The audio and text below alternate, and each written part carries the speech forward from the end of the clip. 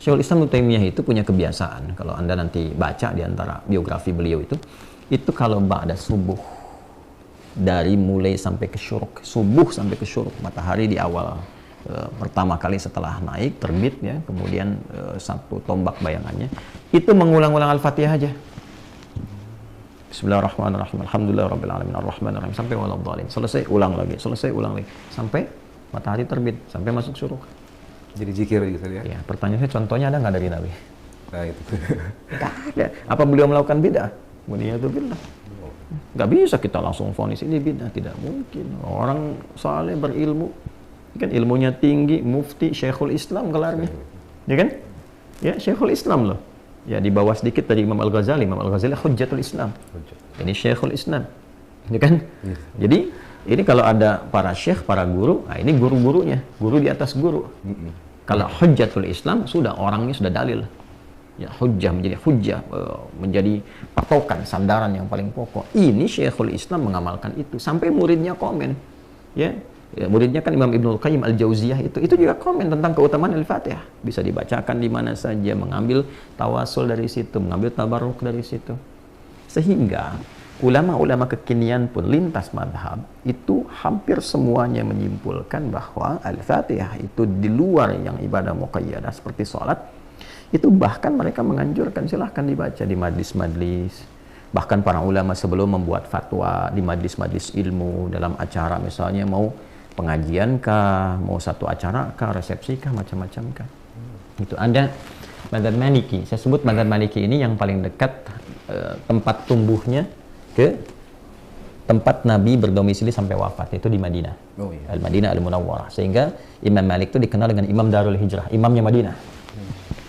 Imam Madinah, ingat ya, Madinah sekarang masuk ke wilayahnya Saudi Arabia. Nah, dulu imam yang paling populer itu namanya Imam Malik, Malik bin Anas. Ya, lahir sekitaran 93-94 Hijrah, Imam Malik bin Anas. Dan itu bicaranya dalil semua. Imam. Sudah itu, imam itu di atas yang lain-lainnya tuh, Imam Malik.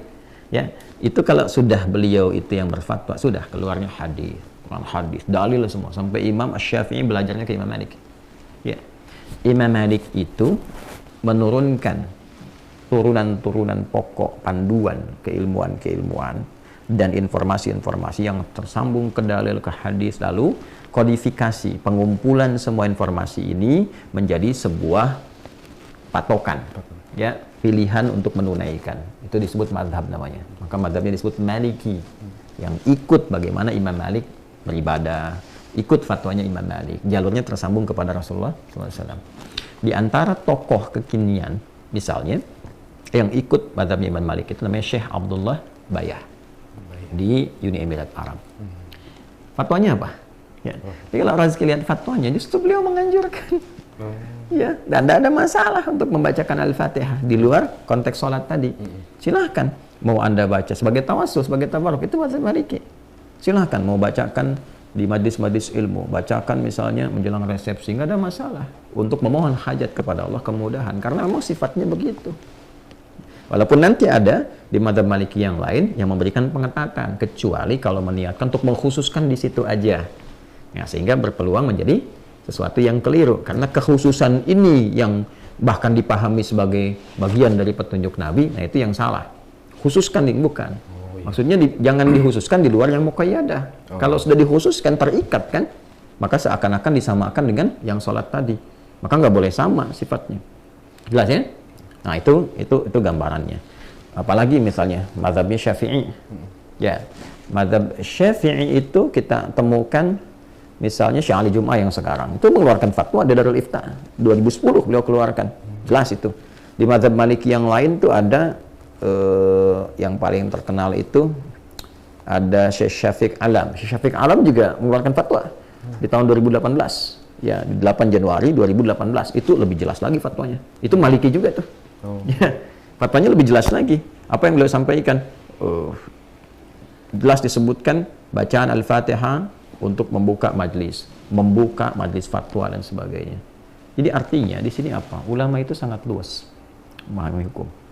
Ya, mana yang tempatkan secara ketat, ini gambarannya. Mana yang sifatnya terbuka, ini gambarannya. Sehingga kita diberikan pencerahan, bukan sekedar kita baca ini baca itu tidak, tapi diberikan ini loh dasar argumentasinya, ini loh dalilnya, ini gambarannya, ini referensinya. Jelas bagi pembelajar. Kalau orang itu awam, maka yang dimunculkan orang-orang mufti yang sudah paham dalil, manusia dalil. Sehingga ulama kita terdahulu yang paham dalil, yang punya sanad, yang punya ijazah-ijazah hadis itu, ya itu langsung berfatwa. Tidak banyak menyampaikan kepada awam ini dalil, ini itu. Karena awam tuh nggak mungkin nyari kitab begini. Awam tuh yang tidak tahu metodologi. Roski nggak tahu metodologi, buka kitab lama tadi kan. Ya. Lalu saya katakan, udah baca Al-Fatihah saat kamu mau belajar. Mana dalilnya? Ya? Nah itu kurang sopan. Iya. Kenapa? Karena orang awam itu tidak punya kemampuan akses kepada dalil.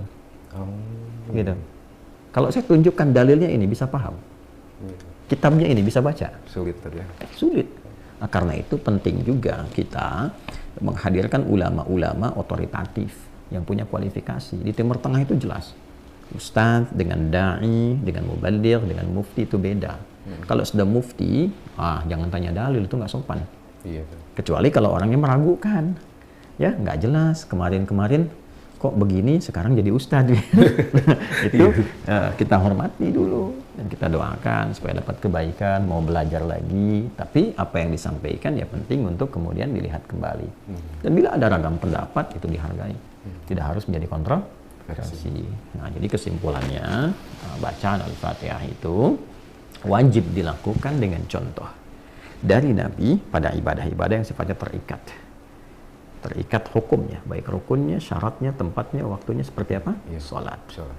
Nah, dalam ibadah yang bukan muqayyadah, mutlaqah, maka diperlukan dalil petunjuk dari Nabi. Ya, walaupun ketika ada dalil itu tidak harus membutuhkan contoh dari Nabi karena keluasan sifat amalnya dan keragaman aktivitasnya. Keumuman tadi. Iya, jadi jangan gunakan misalnya kaidah-kaidah yang di luar dari pakem ulama yang sudah memang ulama susun berdasarkan petunjuk Nabi. Itu bukan nyusun sembarangan. Jangan sampai Rusdi berkata begini misalnya, kalau baik pasti dicontohkan Nabi. Oh iya. Nah, kalau benar pasti itu dicontohkan. Nah, itu bukan kaidah fikih dan nggak pernah ada ulama bikin kaidah begitu. Karena ulama tuh paham mana yang dicontohkan Nabi, mana yang tidak dicontohkan Nabi. Tidak semua yang baik-baik itu Nabi harus contohkan. Oh iya. Karena mungkin selera umatnya bisa berbeda, kondisinya nggak sama. Nabi nggak pernah contohkan makan daging dhab. Ya, dhab itu kayak semacam lebih besar dari kadal, kayak biawak. Oh, biawak. Gurun pasir. Oh iya. Gitu kan? Apa hukumnya itu? Halal, karena Khalid pernah nanya, konfirmasikan. Khalid mau makan, tanya dulu. Tapi Nabi kan nggak selera. Nabi nggak contohkan makan, Nabi diam. Tapi Nabi nggak larang Khalid. Khalid makan nggak dilarang. Itu takrir namanya. Iya. Ya, dalam ilmu tasyri' itu takrir, ketetapan Nabi boleh. Cuma kok Nabi nggak contohkan karena nggak selera. Nabi seleranya daging kambing, jadi nggak makan itu. Khalid silahkan makan. Khalid kenapa nanya? Karena Khalid itu orang perang, jenderal perang. Ke lapangan, ya di lapangan nggak ada kambing guling. Yang ada ya dhab dan yang lainnya. Gitu dikonfirmasi. Jadi, berarti salaf betul ini. Ya, salaf. Apa komen beliau? Terikat. Ya. Karena sifatnya apa? Terbuka untuk kemudahan. Jadi jangan sampai katakan, wah ini kalau baik pasti Nabi contohkan. Itu bukan kaidah fikih. Dan tahu nggak yang paling dahsyat? Itu sesungguhnya kaidah di orang-orang jahiliyah waktu itu. Ada di surat Al-Ahqaf ayat 11. Wa qala alladziina kafaru, dan orang-orang kafir itu komen lil ladziina amanu, kepada orang-orang yang telah beriman.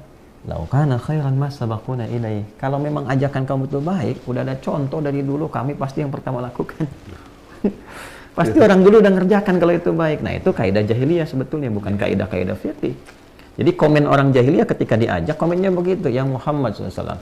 Ya kan? Hei orang-orang pengikutnya, kalau yang ente bawa itu baik, orang dulu udah praktekkan.